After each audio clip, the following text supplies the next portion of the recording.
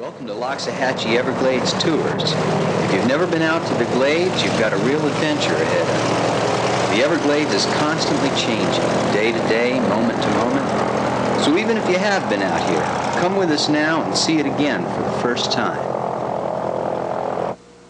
This is an anhinga. This one's a female. You can tell by the brown neck. The male's necks are black like the body feathers. They're diving birds, and some people call them the snake bird because unlike other diving birds, they don't have oil gland secretions to help them float. So when they're in the water, all you see is just that jerky neck. So they do look just like snakes. Most of us out here have been fooled more than once.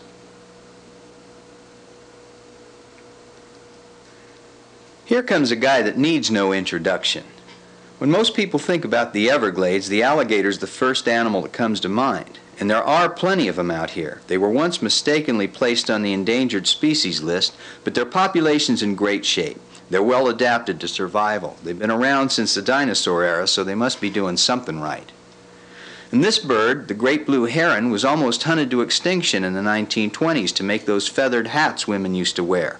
But they've made a great comeback, and we see a lot of them out here, catching fish with that quick, sharp beak.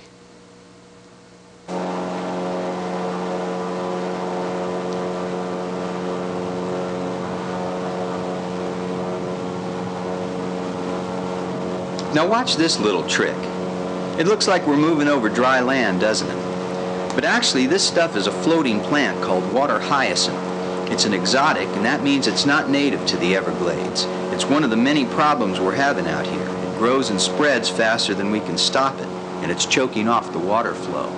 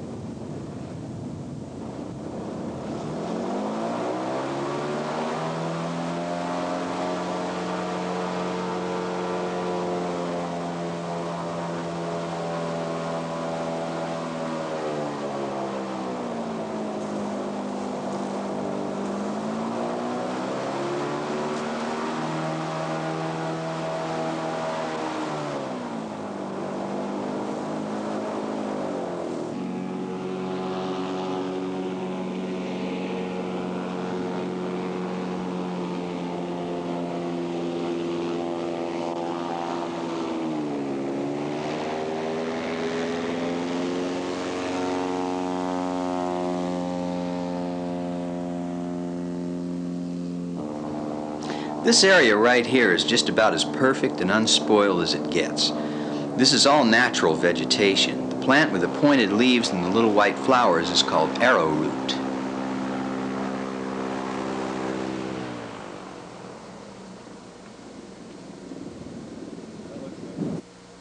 Watching our guide down there looking for apple snails, which we'll talk about a little later, you may wonder why he's not worried about gators.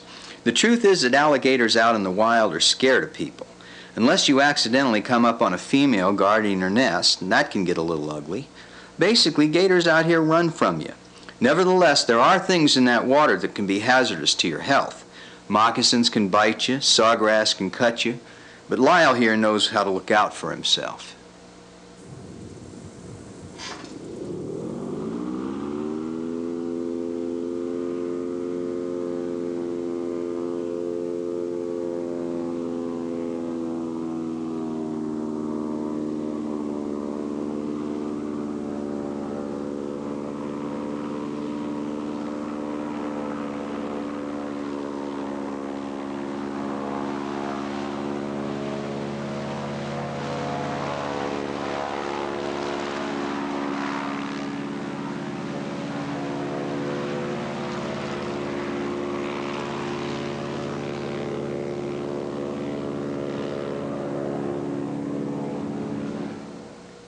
Let's talk about two trees, a good guy and a bad guy.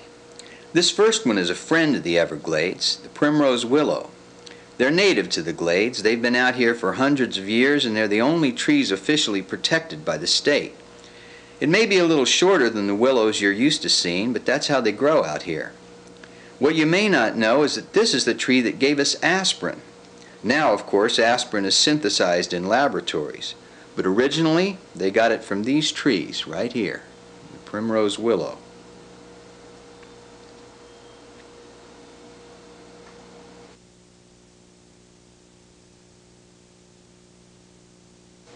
This is the Melaleuca tree. Back at the turn of the century, the state of Florida wanted more farmland, more room to build homes, and the Everglades stood in the way. So they brought this horrible tree over from Australia to drain the wetlands, and it's slowly doing just that. It drinks up 200 to 250 gallons of water a day, and the scariest thing about it is we don't know how to kill it. If you try and chop this tree down or burn it, as it starts to die, it throws out thousands of seeds. They take and grow, and we're infested with them now.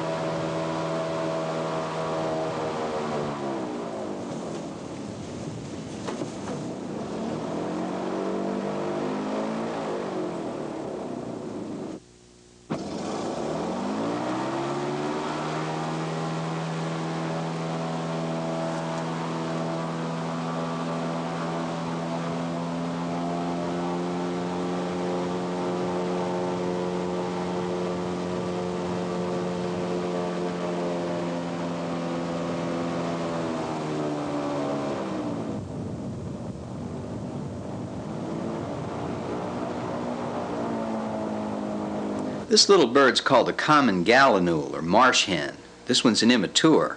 When she's older, her beak will get bright red. They love walking on these lily pads. Take a good look at this bird, because the tragic truth is we may not be able to see them very much longer. This is the Everglades snail kite, and it's headed for extinction. At the last census, there were only 800 left. To understand why, try to imagine that your mouth and stomach were designed to let you eat nothing but one thing, pretzels, let's say. Then one day they simply stopped making pretzels.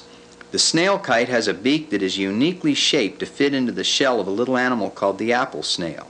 That's all it can eat. But due to man's interference with the balance of nature out here, the snails are dying off.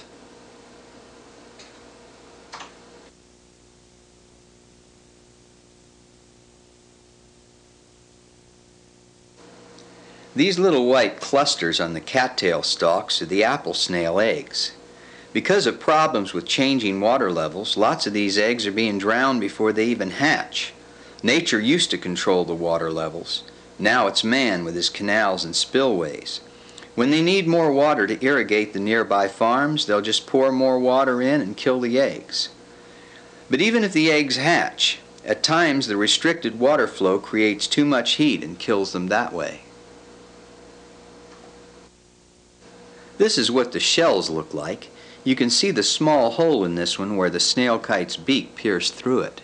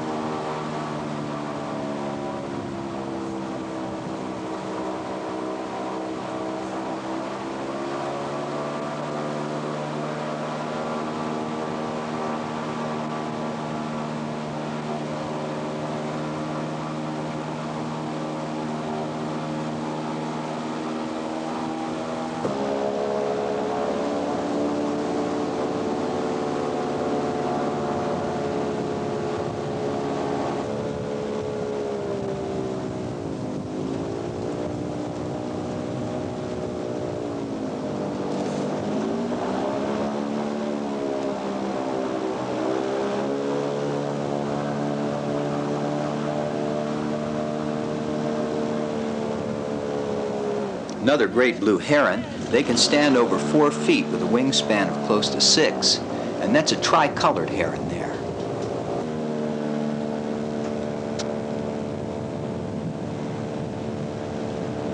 Well, it's been nice having you with us. Please come back and see us again. The Everglades is always changing, always a little bit different than it was the day before, and we're always here ready to show it to you. See you next time.